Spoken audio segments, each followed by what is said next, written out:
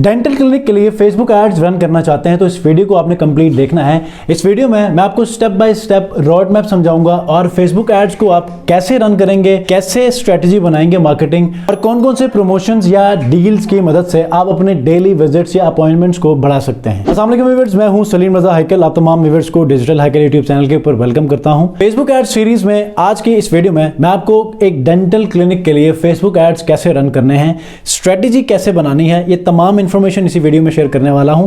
तो कोई भी स्टेप आप मिस मत कीजिएगा क्योंकि ये एक पूरा रोड मैप आपसे शेयर करने वाला हूं कि सबसे पहले आपने अपने सोशल मीडिया को कैसे मैनेज करना है। आपने अगर मार्केटिंग की तरफ जाना है तो आपने उससे पहले किन चीजों को प्रिपेयर करना है ताकि आप अपनी मार्केटिंग को ज्यादा इफेक्टिव बनाएं। तो डिस्कस करने से पहले चैनल पर नए हैं तो चैनल को जरूर सब्सक्राइब कीजिएगा और ऐसे ही अमेजिंग वीडियोस हासिल करने के लिए बेल आइकन को प्रेस कीजिए। डेंटल क्लिनिक के एड्स अगर आप खुद चलाना चाहते हैं या आप किसी मार्केटिंग एजेंसी के हैंडओवर करना चाहते हैं या अगर आप ही एक फ्रीलांसर हैं तो इन स्टेप्स को आपने फॉलो जरूर करना है। सबसे पहले आपने अपने सोशल मीडिया को बड़ा एक्टिव रखना है। एक्टिव मींस कि आप डेली बेसिस के ऊपर अपने क्लाइंट के साथ होने वाली तमाम एक्टिविटीज को आप शेयर कर लें, ठीक है, जो कि आप पहले उनसे कॉन्सेंट लेंगे कि यार हम जो भी आपसे डिस्कशन या जो भी ट्रीटमेंट करेंगे उसके कुछ क्लिप्स हम सोशल मीडिया के ऊपर हम अपलोड करेंगे। क्या अब इस चीज के ऊपर कॉन्सेंट अपना देते हैं, वो एग्री करते हैं तो आप उसको थोड़ा सा एडिट करके आप डेली बेसिस के ऊपर अपनी एक्टिविटी सोशल मीडिया के ऊपर पोस्ट कर लिया करें, मींस फेसबुक पेज के ऊपर और आप अपने इंस्टाग्राम हैंडल के ऊपर। अब इसी प्रैक्टिस को आपने डेली बेसिस के ऊपर लेकर चलना है।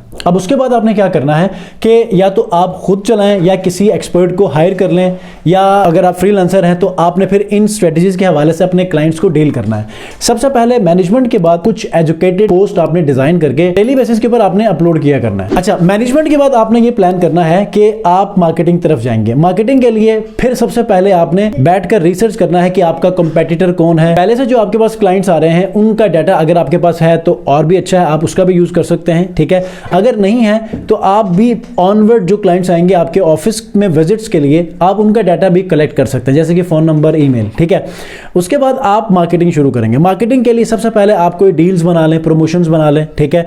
और मैं आगे आने वाली वीडियो में मैं यही बताऊंगा कि आपकी प्रमोशंस कैसे होने चाहिए, डील्स कैसे होनी चाहिए ताकि आपका डेली जो विजिट है वो बढ़ जाए। तो सबसे पहले आपने लीड्स कलेक्ट करनी है। लीड्स का मतलब यह है कि फोन नंबर या ईमेल आईडी। अब ये दोनों आप कैसे करेंगे, ऑफिस में आने वालों के लिए रजिस्टर में एंटर कर लें या कंप्यूटर के अंदर किसी फाइल के अंदर एंटर करते रहें, ठीक है। दूसरा यह है कि जब भी आप ऐड चलाएं तो ऐड से भी आप ले सकते हैं और जब आप कोई वीडियोस के ऊपर काम करेंगे, ठीक है, जैसे कि सोशल मीडिया पोस्टिंग है, अब उसके नीचे लोग कमेंट करते हैं, अब वहां से भी एक्टिवली आपने अपने क्लाइंट्स की इंफॉर्मेशन को गैदर करना है। आप उनको मैसेज करके उनका नंबर लेने, फोन कर लें, उनके अपॉइंटमेंट सेट करें, ठीक है। अब मैक्सिमम आपके अपॉइंटमेंट सेट होने चाहिए। अगर आपकी एक वेबसाइट है तो ऑनलाइन अपॉइंटमेंट्स ले लें, अगर आपकी वेबसाइट नहीं है तो वैसे ही उनको कॉल करके आप व्हाट्सएप के ऊपर या किसी और ऐसे सोशल मीडिया मीडियम के ऊपर या नंबर के ऊपर कॉल करके आप अपने अपॉइंटमेंट्स को सेट कर सकते हैं, ठीक है।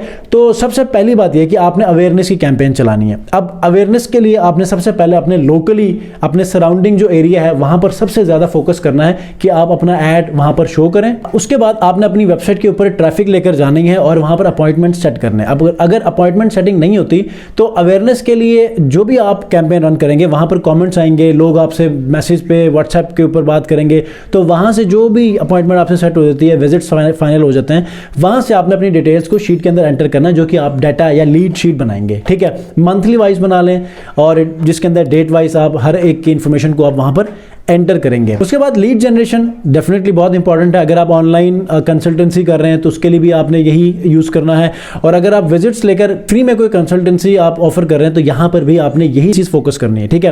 कन्वर्जन क्या होगी, कन्वर्जन में आप डायरेक्टली बुकिंग भी कर सकते हैं या फिर आप ऑफिस में विजिट्स भी कर सकते हैं। सबसे कंफ्यूजिंग जो टॉपिक है ना फिर मेटा एड्स के अंदर वो ये है कि ऑडियंस कैसी हो, ऑडियंस हम कैसे फाइंड आउट करें ताकि हम हाइपर टारगेटेड ऑडियंस को फाइंड आउट करके उनको हम टारगेट करें। तो इसके लिए आपको मैं थोड़ा सा गाइड करता चलूं कि आपने अपने सराउंडिंग में ही सबसे ज्यादा फोकस करना है, ठीक है। अपने क्लिनिक के जो 10 to 15 20 माइल्स का जो एरिया है उसको आपने टारगेट करना है और ये अपने सिटी या अपने नेबरिंग में जियो टारगेटिंग करनी है। जियो टारगेटिंग का मतलब क्या है कि आप एक पेन रखें, उसके सराउंडिंग में किलोमीटर्स को या माइल्स को आप डिफाइन कर दें, ठीक है।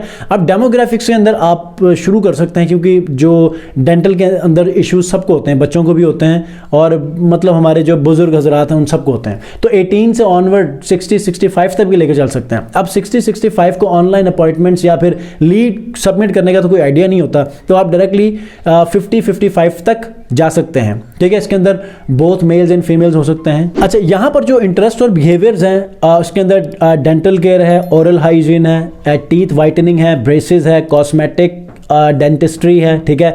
बिहेवियर के अंदर नॉर्मली आप जो हेल्थ कॉन्शियस लोग हैं उनको आप टारगेट कर सकते हैं, ठीक हो गया।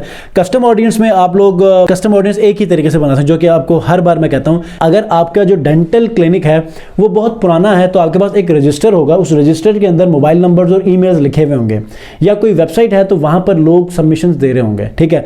अगर नहीं है प्रैक्टिस तो आप ऑनवर्ड ये प्रैक्टिस जारी रखें। आपके क्लिनिक में आने वाले तमाम पेशेंट से आप ईमेल और फ़ोन नंबर ज़रूर लिया करें। इससे क्या होगा कि आपकी एक लिस्ट बनेगी, डाटा यहाँ पर आप कंपाइल करेंगे, तो बाद में जब आप ऑनलाइन मार्केटिंग करेंगे तो फेसबुक को यही डाटा देंगे, तो इसी से एक नई ऑडियंस बनाएगा। मिनिमम कॉस्ट पर क्लिक या कॉस्ट पर रिजल्ट के ऊपर आपको अच्छे रिजल्ट देगा, ठीक है। तो आपकी मार्केटिंग की ऑप्टिमाइजेशन के लिए ये वाला डाटा बहुत ज़रूरी होता है। तो आपने प्रीवियस जो आपके पास डाटा होगा उसका आपने इस्तेमाल ज़रूर करना है। उसके बाद हम क्या करेंगे कि यही ऑडियंस जो कि आपने अपने डाटा से आपने एक ऑडियंस, कस्टम ऑडियंस बनाई थी, इसी की हम एक लुक अलाइक ऑडियंस भी बना सकते हैं, और ये बहुत अच्छा वर्क करती है जब ये परफॉर्म करती है तो, ठीक है। तो आपने इन चीज़ों के ऊपर भी फोकस करना है। अब बात करते हैं जी प्रमोशंस के ऊपर। आप प्रमोशंस के ऊपर जाने से पहले अच्छे आप लोग क्या करें, अच्छी सी कॉपी राइटिंग करें, अच्छे स्टेटमेंट लिखें, कोई ऐसे कन्विंसिंग स्टेटमेंट को लिखें ताकि लोग पढ़ें तो कोशिश हो कि वो जरूर उस ऐड को क्लिक करके जाएं और अपनी अपॉइंटमेंट सेट करें। क्रिएटिव्स की बात करें तो क्रिएटिव्स के अंदर आप अपने क्लाइंट्स के साथ जो भी आप प्रैक्टिस करते हैं उसी के छोटे क्लिप्स बनाएं, और इसमें आप स्टार्ट में या लास्ट में आप खुद भी बात करें बीइंग एज एन एक्सपर्ट, ठीक है। और उसके बाद कंसल्टेंसी के हवाले से आप कुछ ऑफरिंग्स दे दें, मैं भी बताऊंगा कि ऑफर्स क्या होने चाहिए, प्रमोशंस क्या होने चाहिए। और उसके बाद आपने क्या करना है कि अपने वीडियो क्रिएटिव्स को बहुत अच्छे रखने हैं, ठीक है। अच्छी तरह एडिट करवाएं, अपने क्लाइंट्स के साथ जो भी आप जो ट्रीटमेंट करते हैं उसके छोटे छोटे से विजुअल्स ले लें, और आप खुद भी उसके अंदर जो है वो कुछ चीज़ों के ऊपर डिस्कशन करें, लोगों को कोई एजुकेट करें कि आपके अगर दांतों में कोई इश्यूज़ हैं तो उनके लिए आप बेहतर ऐसे इंस्ट्रक्शंस दे दें कि जिससे वो अवॉइड करें, घर बैठकर कुछ चीज़ों की केयर करें। अब ऐसे में ही बहुत सारे लोग फिर आपके साथ कंसल्टेंसी के लिए आ जाते हैं, तो यहाँ पर आपका वो क्लाइंट में कन्वर्ट हो जाता है, आपका जो व्यूअर होता है, ठीक है। क्रिएटिव के अंदर आपके वीडियो क्रिएटिव्स बहुत अच्छा वर्क करेंगे, तो आपने वीडियो एड्स के ऊपर ही रहना है। अच्छा, अब बात करते हैं जी आपके ऑफर्स एंड प्रमोशंस क्या होने चाहिए। तो यहाँ पर आप फ्री डेंटल कंसल्टेंसी भी आप ऑफर कर सकते हैं जो कि फर्स्ट टाइम पेशेंट्स होंगे, ठीक है। अच्छा, उसके बाद 20% डिस्काउंट या 30% डिस्काउंट आप दे सकते हैं टीथ वाइटनिंग के ऊपर, ठीक है, जिसमें आप ये मेंशन कर सकते हैं कि लिमिटेड टाइम है, ठीक है। उसके बाद जो फैमिली डेंटल पैकेजेस होते हैं उसके अंदर आप एक प्राइस मेंशन कर दें कि यार फैमिली डेंटल जो पैकेज है उसमें वो आप 10,000, 5,000, 15,000 फिक्स कर दें। इससे भी लोग ज़्यादा कन्विंस होते हैं कि यार एक प्रमोशन चल रही है, एक पैकेज चल रहा है, एक डील चल रही है, तो हमें जाकर इसमें फैमिली के तौर पे जो है वो हमें ट्रीटमेंट करवा लेनी चाहिए, ठीक है। तो इसके बाद जो है फिर आपके कैंपेन के ऑप्टिमाइजेशन आ जाते हैं। फिर उसके बाद काफ़ी सारी ऐसी चीज़ें आती हैं जो कि आप थोड़ा सा एडवांस लेवल के ऊपर देखते हैं, but it all based on कि how your metrics are performing. Best जो परफॉर्मिंग ऐड होगी या क्रिएटिव होगा या आपकी जो कैंपेन होगी उसको फिर स्केल किया जाता है। तो ये कुछ स्ट्रेटजीज हैं, अगर आप इनके ऊपर प्रॉपरली कंसिडरेशन करते हैं तो आपका जो डेंटल क्लिनिक है उसके ऊपर अपॉइंटमेंट्स भी बढ़ेंगे और डेली विजिट्स भी बढ़ेंगे, ठीक है। बस एक स्ट्रेटजी बनानी है। अब लास्ट में बात आती है कि सर हमें प्रैक्टिकल एड्स रन करके दिखाएं। तो मेरे बिल्कुल लेफ्ट साइड के ऊपर मैं थंबनेल आपसे शेयर कर रहा हूं, डिस्क्रिप्शन में लिंक भी होगा। आपने इस वीडियो को कंप्लीट देखना है, या फिर आप वीडियो को किसी भी हिस्से से देखेंगे ना, तो मैंने अराउंड 15 बिजनेसेस के ऊपर लाइव एड रन करके दिखाए हैं कि आपका हेल्थ के ऊपर कैसे आपने एड रन करना है, शॉपिंग क्लॉथिंग के ऊपर कैसे एड रन करने हैं, ड्राई फ्रूट्स के ऊपर कैसे एड रन करना है, परफ्यूम्स के लिए कैसे एड रन करना है। तो इनको आप देखेंगे तो इस बिजनेस के लिए भी आप बहुत अच्छा और विनिंग कैंपेन चलाने में कामयाब होंगे, ठीक है। फर्दर कोई ऐसी कंफ्यूजन है तो आप मुझे कमेंट में जरूर पूछिएगा, या मेरे डिजिटल हैकल इंस्टाग्राम के ऊपर अपना सवाल जरूर पुट कीजिएगा। नेक्स्ट वीडियो मिलते हैं, अपना बहुत ख्याल रखिए, अल्लाह हाफिज़।